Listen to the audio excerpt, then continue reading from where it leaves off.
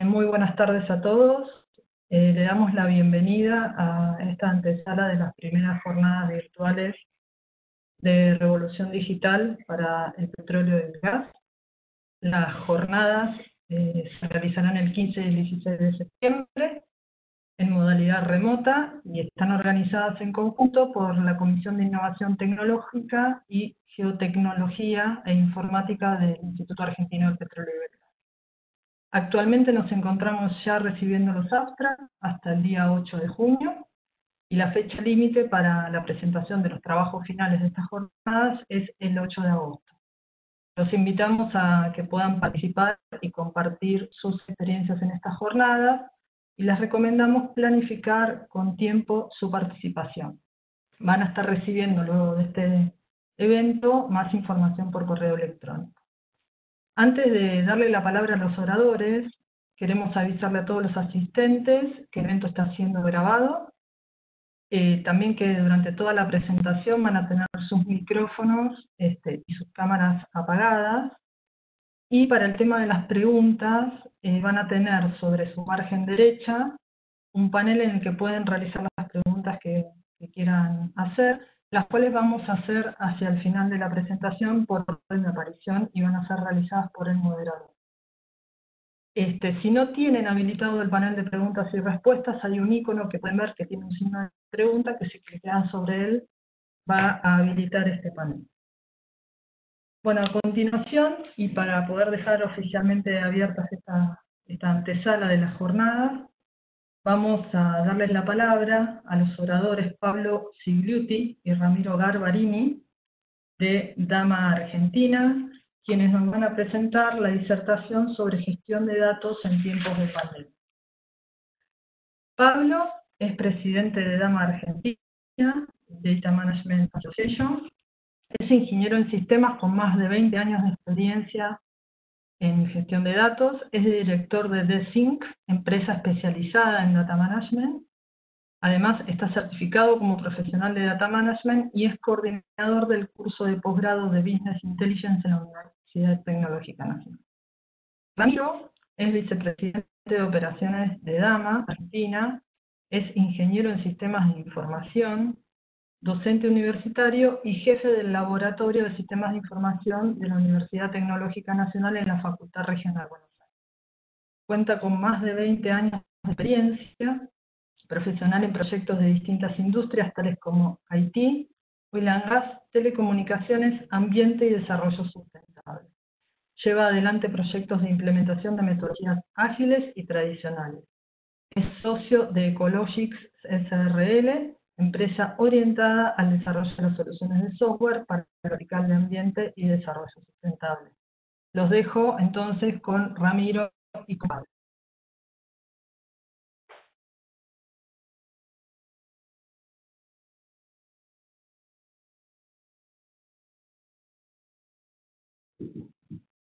Sí, la presentación.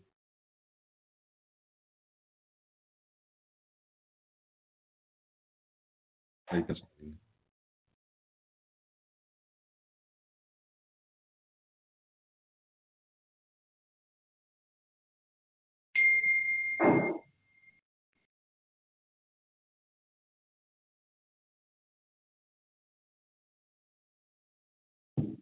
Bueno, sí, gracias. Buenos días. La idea para esta charla es hablarle del impacto en la gestión de datos en estos tiempos de pandemia.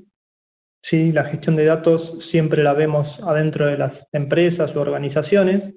Lo que queríamos exponer en esta ocasión es cómo la gestión de datos también nos afecta o nos impacta en el día a día de nuestros trabajos y nuestras labores.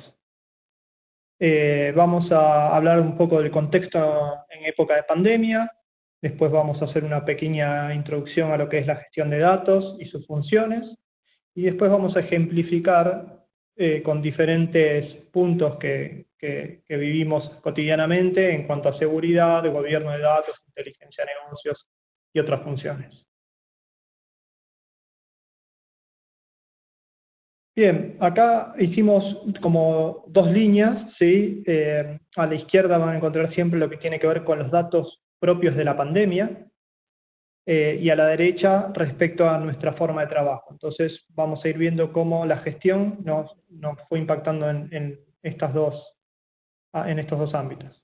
Bien, respecto a los datos de la pandemia, creo que no hay duda que hay al principio sobre todo, una sobreexposición de información, una gran velocidad con que los datos se iban actualizando, no solo acá en el país, sino que esto alcanzó a nivel mundial, ¿sí? Y obviamente que todo esto llevó a un alto impacto en la opinión pública. Entonces, las fuentes oficiales tienen que presentar información veraz, ¿sí? De calidad, objetiva, no se puede escapar información confidencial, hay que explicar de dónde se publica esta información, ¿sí? Entonces, estas fueron todas problemáticas que fueron sucediendo con este contexto. Ramiro. Bueno, como le comentaba Pablo, la idea era charlar sobre cómo la gestión de datos está en el día a día y cómo la pandemia nos afecta en la vida cotidiana y también la relación con la gestión de datos. Está claro que la pandemia y las cuarentenas que se implementaron impactaron fuertemente en nuestra forma de trabajar. De un día para el otro el incremento del trabajo remoto fue exponencial y eso generó un montón de situaciones que no estaban previstas, no estamos preparados para esto, problemas de seguridad, de arquitectura, de infraestructura, carencia en políticas, procedimientos, se sucedieron grandes cantidades de errores en la gestión de datos y fundamentalmente al comienzo de la pandemia el problema era disponer de datos confiables. Es por eso que la gestión de datos no solamente transcurre dentro de la organización, con políticas, procedimientos, estándares, sino que trasciende y nos afecta a todos en el día a día. Bien, entonces, ¿qué es la gestión de datos? La gestión de datos es la disciplina que se encarga de planificar y controlar y hacer entrega de este activo tan importante que tienen las organizaciones, que son los datos y la información. ¿Sí? Es importante, es una disciplina y con responsabilidad compartida entre IT, entre la tecnología y el negocio, ¿sí? No es solo de tecnología, y su misión es conocer y cumplir con las necesidades de información de todos los stakeholders de la organización y muchas veces de stakeholders que están fuera de la organización. Como Ramiro bien decía, no solo esto impacta a las organizaciones en sí, sino que impacta a los ciudadanos muchas veces o a los que hacen el día a día. Bien. Entonces, podemos resumir como puntos fundamentales de la gestión de datos que trabaja en que haya integración de datos, ¿sí? Por lo general los datos se encuentran dispersos en diferentes lugares, integridad de estos datos, precisión, ¿sí? Esto tiene que ver con la calidad de los datos que vemos, ¿sí? El no mostrar cualquier cosa y lo que se muestra, que se muestre bien, completo, en el tiempo adecuado, etc. Entender dónde se capturan los datos y cómo se capturan los datos para después ser presentados. Es importante entender el ciclo de vida del dato acá dentro de la gestión de datos, la relevancia de la utilidad de los datos y la claridad y la aceptación de todos en la definición de datos, que cuando decimos, por ejemplo, cantidad de casos positivos de COVID, estar hablando y que todos entendamos lo mismo.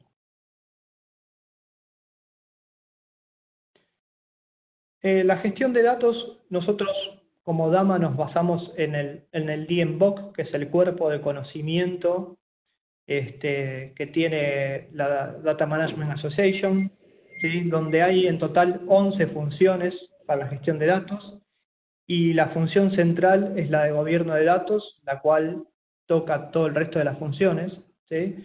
En este caso vamos a ver ejemplos y a centrarnos en gobierno de datos, inteligencia de negocios, seguridad y algunas otras. Bien, empezamos por gobierno de datos. En cuanto a las fuentes oficiales, ¿qué pasó con el gobierno de datos? Como decíamos, estos datos hay que informarlos públicamente, son masivos, crecen muy rápido y dan a mucha opinión pública. Entonces, hay que estar muy seguro a la hora de informarlos y de quién puede tocar esos datos y de dónde vienen, ¿sí? Entonces, estos datos, si bien las fuentes oficiales ya publicaban datos de otras cosas, esto fue mucho más crítico por la exposición que esto tiene. Entonces, se tuvo que detectar los responsables, sí se detectan los responsables de recolectar los datos y distribuir la información.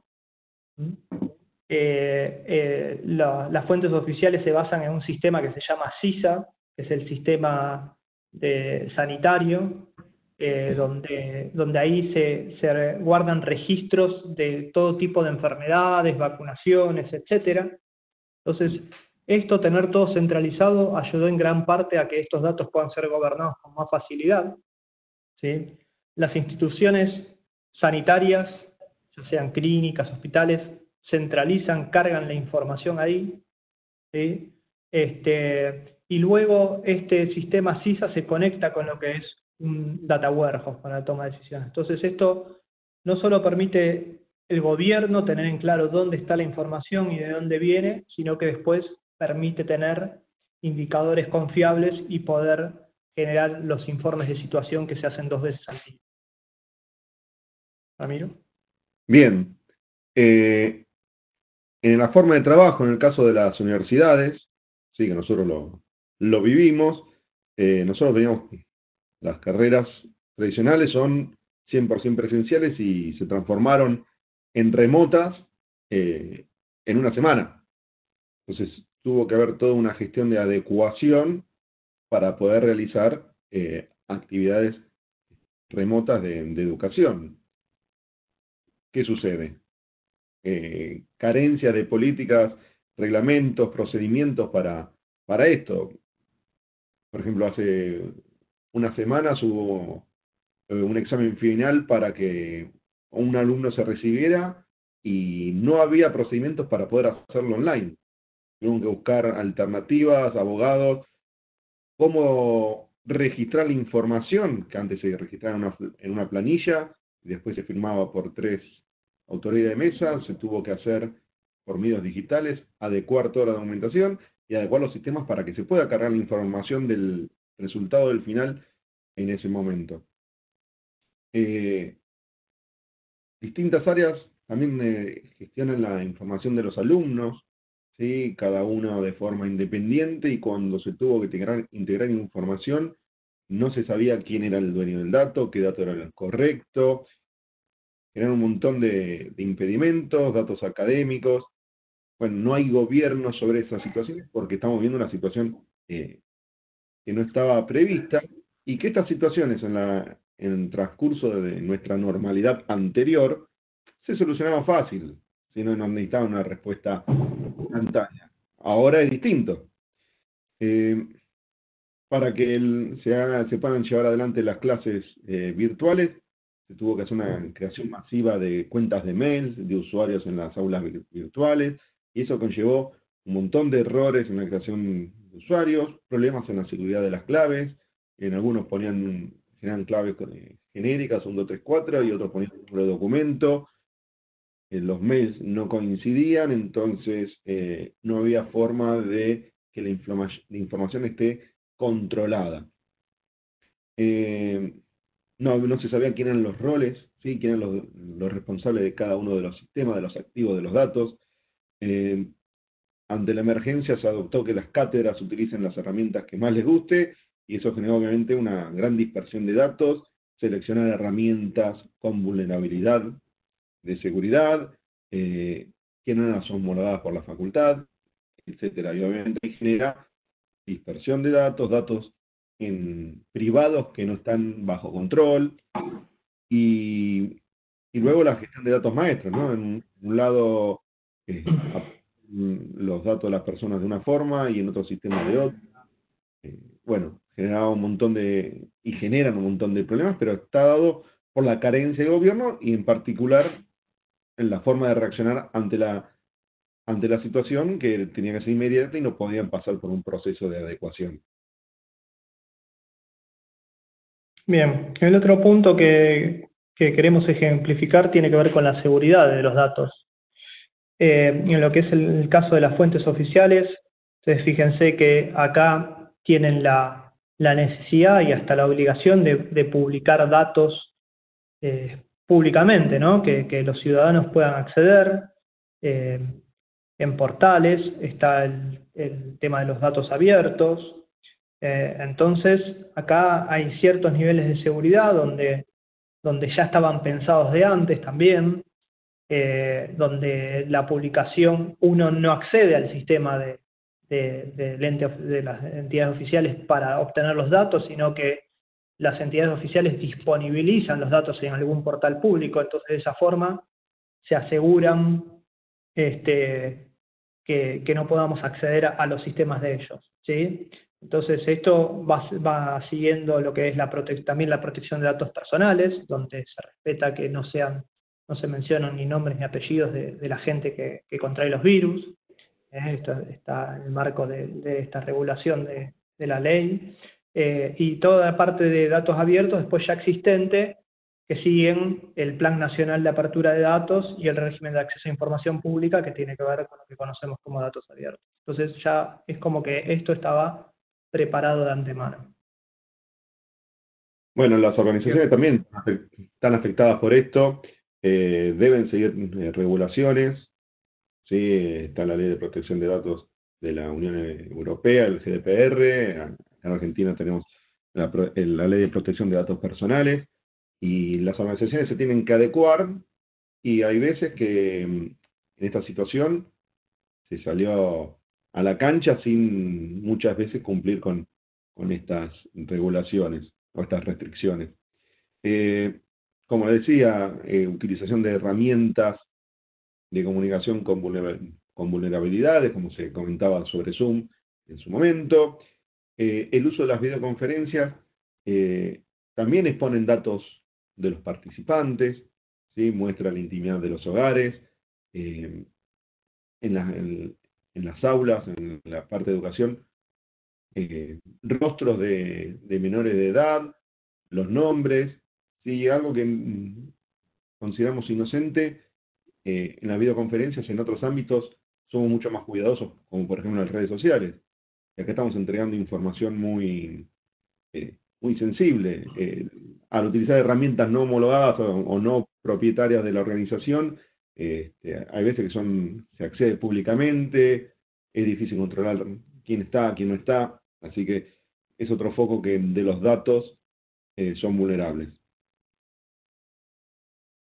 Y después pasó en varios casos donde no había la infraestructura necesaria para soportar el trabajo remoto y los datos estaban muy expuestos, había carencias de licencias de acceso de VPN, ¿sí? Entonces distintos usuarios se conectaban a la red con un mismo usuario, compartían el usuario o bajaban la seguridad para que puedan acceder.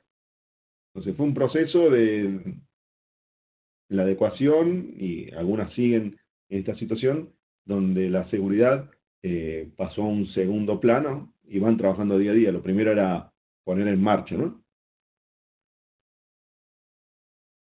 Bien, y la tercera función tiene que ver con la inteligencia de negocios, ¿sí? El Business Intelligence, donde ya las fuentes de datos yo les comentaba que tenían algo preparado. Entonces, automáticamente cuando se empezaron a cargar datos del COVID, esto pudo llevarse rápidamente al data warehouse, ¿sí? Casi automáticamente. Entonces, esto dio un fácil acceso a la información, disponibilidad de información, tanto para la gente interna, que lo tiene que usar en el día a día, epidemiólogos, etcétera. Y así también la información disponible para el público, ¿no? Que tiene que ver más con los datos abiertos que yo les mencionaba. Si bien se publican por diferentes lugares, todo sale del mismo lado. Entonces esto, acá también ayuda a esta arquitectura a dar governance. Bueno, y en las organizaciones, muchas tienen sus tableros, sus indicadores, pero no todo está ahí. Para la operación diaria de todas las personas y de todos los niveles, la información no está en todos los tableros, entonces se generaba que la información estaba distribuida, había que recolectarla, generar información de forma rápida y muchas veces con consolidación manual. En las universidades, por ejemplo, en nuestro caso, la necesidad de nuevos indicadores para el seguimiento y evaluación de alumnos, ¿sí? Nos piden un informe sobre deserción de alumnos. Bien, cuando estamos a nivel presencial, la deserción es clara. Porcentaje de ausentismo, si supera el 25%, ya está, deserción, o no aprueba los parciales. Acá, ¿cómo lo medís? Sí, porque no se toma presente, por el tema de que no todos pueden tener tecnología disponible para conectarse. Bueno, cada docente definió sus criterios y no había una uniformidad de la información ni poder tomar decisiones de una forma común. Eso fundamentalmente sucedió en que la necesidad de generar nuevos indicadores de gestión, de rendimiento, para ver la eficiencia de los trabajos, seguimiento de tareas, cómo se mide. Lo mismo medir el trabajo de forma remota o presencial. Bueno, los indicadores no eran los mismos, se tuvieron que crear todos de nuevo. Y el gran problema es que no fue consensuado y cada uno tomó su criterio. Bien, y para finalizar nos gustaría mencionar algunas otras funciones que fuimos detectando. O sea, esto es interminable, digamos, pero algunas funciones importantes que fuimos detectando también dentro de lo que es la gestión de datos. En cuanto a metadata, por ejemplo, que tiene que ver con los diccionarios de datos y los datos, ¿no? La explicación de los datos que se muestran, etcétera. Por ejemplo, en las fuentes oficiales hay una ausencia, no sé, se muestra un tablero, por ejemplo, de comandos con un montón de indicadores y hay una ausencia de la explicación de qué es cada cosa. Entonces uno podría malinterpretar ese tipo de cosas. Y en cuanto a la arquitectura de datos, al contrario, ya había una arquitectura de datos pensada en cierta forma, más bien centralizada con su data warehouse, como les fui contando, que esto terminó ayudando a este momento donde se necesita hacer foco en el gobierno de datos. Si bien no hay nada formal implementado de gobierno de datos, que haya una arquitectura así tan centralizada ayuda mucho más a que se pueda tener idea del gobierno. Y bueno, la arquitectura tecnológica de las organizaciones estaba preparada, pensada ni dimensionada para otros usos, ¿no? Por ejemplo, en los campus virtuales, de carreras presenciales, el acceso era mínimo y de repente explotó el consumo y se tuvieron que pasar a servicios en la nube, ¿sí? Un ejemplo que me pasó a mí, parece que compré un colchón por teléfono a una empresa y la chica me atendió, me vendió bar, me asesoró, pero la facturación lo tenían que hacer otra persona que iba a la oficina y tenía que cargar todos los datos ella y después se lo pasaba a otro sector y no estaban preparados para poder trabajar de esta forma, hasta que lograron justamente pasar a la nube, ¿sí? Que los servicios estén disponibles, pero muchas organizaciones no estaban preparadas para trabajar de forma remota, lo que fue implicado por el proceso de aislamiento voluntario y preventivo, obligatorio y preventivo. Bueno, por nuestro lado, ya nos consumimos el tiempo, terminamos nuestras diapositivas, donde queríamos mostrar la gestión de datos en el día a día en un marco de pandemia. Bueno, bueno, Pablo y Ramiro, muchas gracias. Muy interesante lo que han planteado. Bueno, antes de pasar a las preguntas y las respuestas, como ya les hemos dicho antes, los esperamos el 15 y el 16 de septiembre en las jornadas virtuales de Revolución Digital para la industria del gas. Y les recuerdo que la fecha límite para mandar los abstracts de los trabajos es el 8 de junio. Bueno, voy a dar lectura a algunas preguntas que he recibido. Acá una consulta es, en estos días hemos escuchado bastante sobre el tema de algunas aplicaciones que ha creado el gobierno a través del uso de los datos que se pueden obtener desde los celulares. Entonces, acá entra mucho en juego la legislación, que es parte de lo que ustedes decían del tema del gobierno del dato. Entonces, la consulta sería hasta dónde el Estado puede hacer uso sin previo consentimiento de la persona, si existe esa posibilidad o no, o qué establece la legislación, teniendo en cuenta quizás que es una situación excepcional y que esa información tendría un uso puntual, que habría que ver cómo controlarlo, lo entiendo, para ser más efectivos quizás en la detección de casos de COVID. No sé si ustedes conocen o pueden comentarnos si hay algún mecanismo, si esto se usa o si saben qué es lo que se está haciendo en este sentido. No escuché bien de qué era la aplicación del gobierno. Entiendo que para recolectar algún tipo de datos, ¿no? Por lo que dijiste. Sí, la aplicación es cuidar, pero es con consentimiento. Y la pregunta es si el Estado hoy, dentro del marco legal que existe, también podría hacerlo, por ejemplo, sin consentimiento. O sea, si vos podrías aplicar algún criterio que establezca la ley, que entiendo que no, porque estás en una situación excepcional. Entonces, no sé si en ese sentido hay algo que se pueda comentar.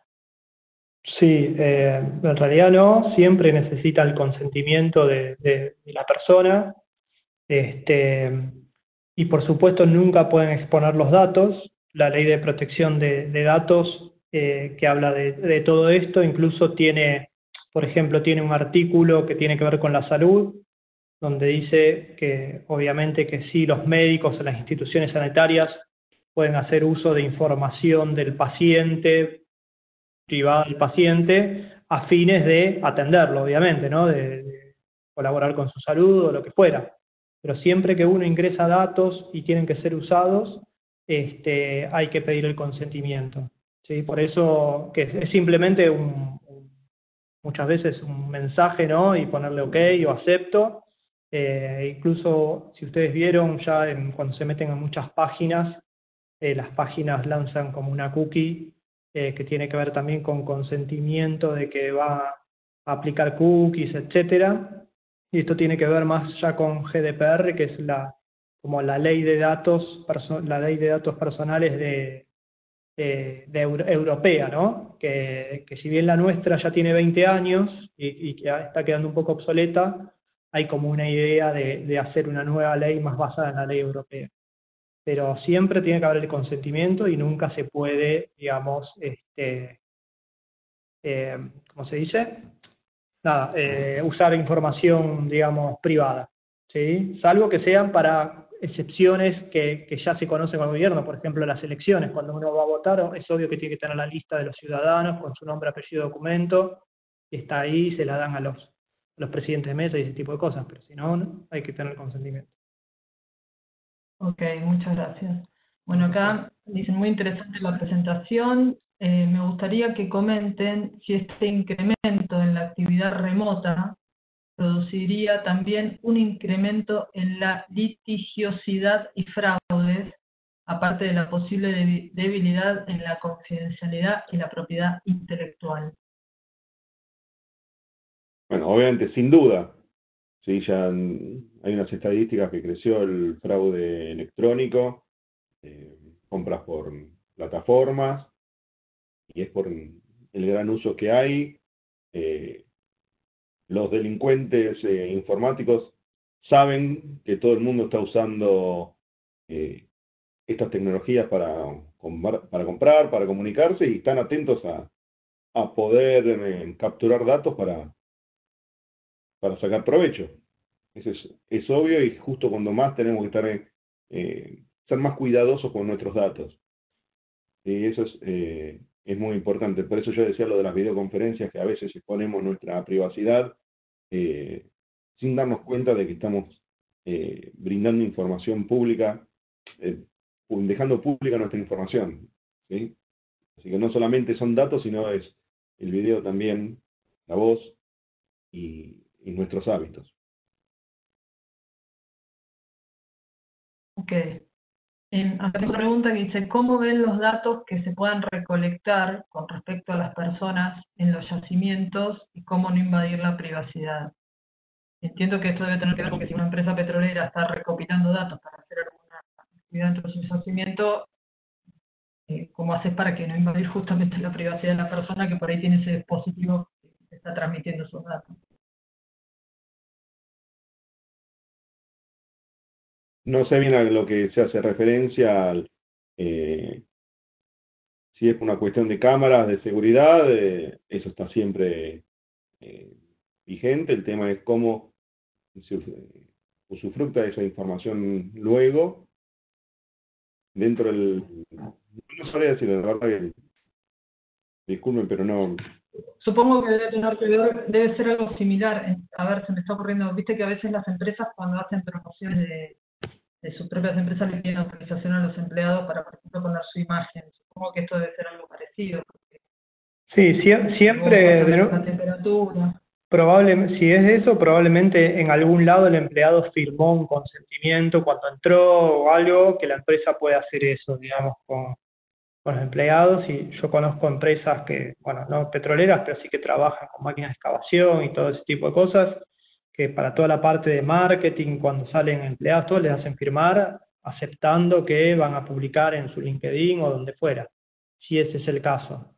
Después muchas veces, si es información que usa la empresa, del empleado de la empresa, para fines propios de, bueno, uno al ser empleado de una empresa tiene ciertos, ¿no? O sea, la empresa puede hacer uso de los datos para los fines necesarios, sin digamos, usufructuar esos datos, digamos, ¿no? O sea, obviamente no los puede vender, no los puede... Por eso es importante tener un gobierno de datos con políticas y procedimientos muy marcados. Cuando tenemos gobierno de datos, sabemos qué datos, por ejemplo, de la persona se pueden utilizar por cada sector. ¿Sí? No es que todos los datos de una persona están disponibles para toda la organización. ¿Sí? Datos personales los tendrá recursos humanos, la parte de en qué proyectos estuvo lo tendrá la parte operativa. ¿Sí? Cada uno tiene dueño a los datos y es responsable que lo tienen que cuidar y usarlo de la manera adecuada. Eso es importante y eso es lo que establece el gobierno de datos. O ayuda a establecer. Ok. Bien. Bueno, acá tengo una última pregunta, si mal no veo. Después ustedes comentaron, y bueno, es parte de toda esta realidad que nos toca pasar, que de golpe uno veía, por ejemplo, yo siempre pongo el ejemplo de la receta digital, que había como mucha resistencia a esto, y de golpe, como dijeron ustedes, Pablo y Ramiro, todo pasó por digital y todo se implementó de una manera rápida y no teniendo en cuenta un montón de cuestiones, todo lo que ustedes comentaron. La pregunta ahí es, las resistencias que aparecían, uno podría pensar entonces que no eran reales, que eran reales, y que realmente ahora al haberse implementado todas esas resistencias que tenían por ahí una justificación válida, la perdimos, y bueno, ahora se está haciendo todo así como viene. Yo pongo el ejemplo de las recetas porque es impresionante, ¿no? El médico se lo manda por WhatsApp y por WhatsApp la manda a la farmacia, le manda un mensaje y dice, vení, pasá, y ni siquiera ahora te hacen firmar la tarjeta de débito. Entonces digo, de golpe nos vimos frente a esto que nada se podía hacer y ahora todo se hace. La pregunta es si eso era cultural o existían realmente argumentos válidos para que eso no sea así. ¿Qué viene el futuro, no? En esto que vos dijiste, de que hay mucha vulnerabilidad, o sea, evidentemente hay mucha vulnerabilidad por lo que vos comentás del aumento de los delitos digitales. ¿Qué cambio por ahí tecnológico ven que se va a venir muy fuerte? Si fue un cambio de cultura de golpe, y bueno, ¿cómo ven que todo esto va a seguir? El otro día en una entrevista, perdón, Pablo, en una entrevista televisiva escuchaba a un expresidente uruguayo que decía en 3 meses avanzamos 10 años en el uso de tecnología, ¿no? Con respecto a las recetas electrónicas, por lo que tengo entendido, es algo temporal hasta que esto vuelva a una normalidad que no sabemos cómo va a ser. El problema es, ¿cuál va a ser la nueva normalidad? Está claro que la resistencia de las organizaciones al trabajo remoto se está rompiendo, se rompió. ¿Sí? Entonces, se fumó. Sí, hay que pensar o saber que el trabajo remoto para que vuelva atrás, va a ser difícil. Tenemos esas conocidas, que están a decir, bueno, yo tengo 2 pisos, una que claro, tiene 2 pisos en la Avenida Libertador en Núñez. Es el costo que tiene de mantener 2 pisos, ¿sí? Contra el trabajo remoto, ya no vuelven a trabajar todos presenciales. Y ya por una cuestión de costos se vio que se pueda trabajar lo más bien, se puede trabajar bien. ¿Sí? Obviamente tiene otros costos, pero hay hábitos que ya no van a estar cambiados, o el consumo de e-commerce. Y hoy la mayoría estamos comprando todo por internet, muchas cosas. Y cosas que no tenemos de cercanía, explotó. Ustedes ven, yo creo que lo que más se ve en la calle circulando son las bicicletas de las plataformas de delivery y los fletes que llevan cosas de Mercado Libre o de entrega. En mi edificio nunca vi tantas entregas por delivery. Entonces, son hábitos que ya van a ir cambiando y que a nivel de seguridad y de plataformas van a tener que crecer mucho más en ese sentido, porque no estamos preparados para eso. Pero bueno, no toda la normalidad que se viene es distinta a la normalidad que conocíamos. Y esos son los hábitos que vamos a tener muy fuertes. Sí, yo, pues si me permitís complementar lo de Ramiro, yo creo que el home llegó para quedarse.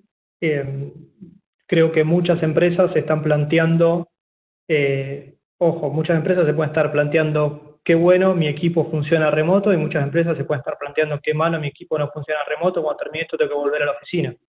El problema va a ser que los empleados van a estar acostumbrados al home. Entonces ahí yo creo que va a haber que muchas empresas van a tener que buscar la vuelta para que esos equipos funcionen remotos también, para quedarse con esto. Y después, en cuanto a las recetas y las firmas de los comprobantes, de la tarjeta, etcétera, nada, eso tiene que ver muchas veces con la salud, ¿no? El tema de los comprobantes, no tocarlo, el de las recetas, pero yo dudo que haya trazabilidad de las recetas, por ejemplo. Entonces, no se implementaba por ese tipo de cosas, ¿no? Yo capaz voy con mi celular a 3 farmacias diferentes y capaz me lo venden 3 veces, y eso no está bien. Entonces, yo creo que va a haber cosas que van a volver atrás, pero con el concepto de, esto, si le ponemos un poco de tecnología, se puede y se puede hacer bien, y no pasa nada. Y otras que van a volver a lo de siempre por un tema cultural. Yo creo que de esto hay mucho cultural también, ¿no? Así que bueno. Son los hábitos que van cambiando, y para cerrar con este tema, los negocios de cercanía también, por ejemplo, el chino de la esquina de casa te acepta el pedido por WhatsApp, el de la roticería se puso por WhatsApp por business y te muestra el menú en WhatsApp. Pero bueno, ahí yendo a la gestión de datos es ver cómo el almacenero o el roticero maneja tus datos personales. ¿Sí? Los datos para poder facturarte, los datos para la entrega, porque nosotros estamos acostumbrados a que las grandes organizaciones tengan tus datos, transacciones por internet, pero ya o mediante una plataforma como Mercado Libre, que tiene todo su esquema de seguridad y arquitectura, pero cuando vos ya le estás dando los datos al almacenero, a la roticería, a la verdulería, ¿sí? Algo que no están preparados ni tecnológicamente ni culturalmente para la protección de datos, ahí vamos a tener un gran hueco en seguridad, vulnerabilidad, en cómo después mismos ellos para procesar los datos, digo, tenerlos. Ejemplo sencillísimo. Yo fui a la roticería de esquina y digo, bueno, dame 5 menús de toda la semana. Me compré todo. Y ya el cuarto día no sabía cuánto me había llevado, no, cuánto había retirado. Entonces no están acostumbrados a gestionar la información y se pierde. Y ahí, pues, he perjudicado él o yo, a nivel de que le compré un plato más o uno menos. Pero los datos, ¿dónde están? ¿Qué pasó? Sí, es un nuevo paradigma que sucede, y la educación informática, por decirlo, de e-commerce, en este caso va a tener que llegar a ser más fuerte, porque si no, todos los datos que uno cuida los pierde en el boliche de esquina, por decirlo así. Sí, bueno, también se lo puede ver como una oportunidad, ¿no? Yo creo que también es una oportunidad, si bien ustedes por ahí dicen que el tema de las farmacias va a volver para atrás, yo pensaba eso que dijo Pablo, de la trazabilidad, que es verdad, eso es importante. La verdad es que existe tecnología, me parece, para poder implementar algo así, y creo que también habría que mirarlo como una oportunidad para poder dar ese paso adelante en algunos casos, ¿no? Pero sí, es verdad todo lo que dijeron. Bueno, acá tengo la última pregunta. Tengo más, pero bueno, ya estamos un poco en el límite. Me pregunta alguien, ¿la nube resistirá todo esto? Es la pregunta que nos hacemos todos. Sí, viene resistiendo, ¿no? Desde los servicios que están disponibles hasta el tema de la conexión. Era la gran incógnita cuando sucedió todo esto. ¿Resistirá? La verdad es que es muy difícil poder saberlo. Por lo menos yo no me animaría a dar ningún tipo de respuesta. Sí, sí. Acá hubo alguien que me comentó cuando estábamos hablando de las recetas, que era un poco por ahí, yo también lo quería decir y no lo dije, que por ahí para el tema de las recetas se puede aplicar blockchain. Y quizás con eso también es un poco lo que uno preguntó por ahí. Creo que hay tecnología que también puede mejorar todos esos temas de seguridad y que bueno, que habrá que empezar a trabajar.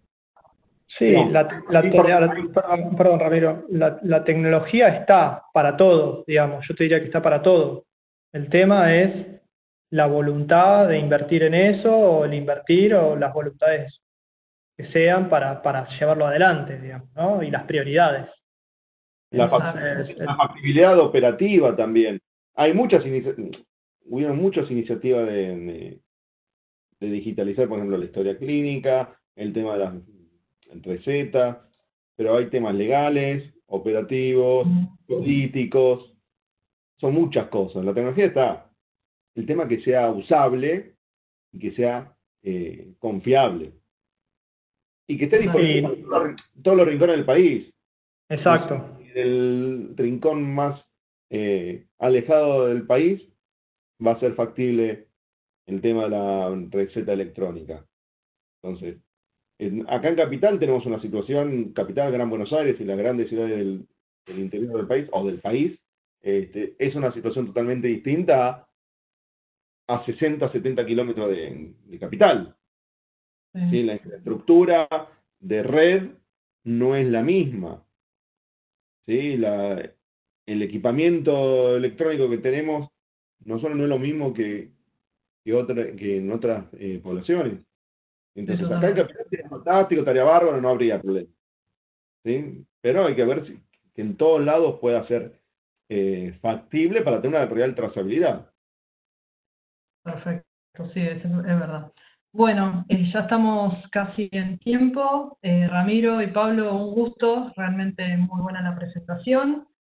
Bueno, nuevamente muchas gracias a todos por la participación en este evento. Como les dije al inicio y anteriormente, los esperamos en las jornadas del 15 y el 16 de septiembre. Que tengan un muy buen día, espero que todas sus familias estén bien y cuídense lo mayor posible. Muchas gracias. Gracias Pablo, gracias Ramiro. Gracias, muchas gracias. Chao, muy buenas tardes. Adiós.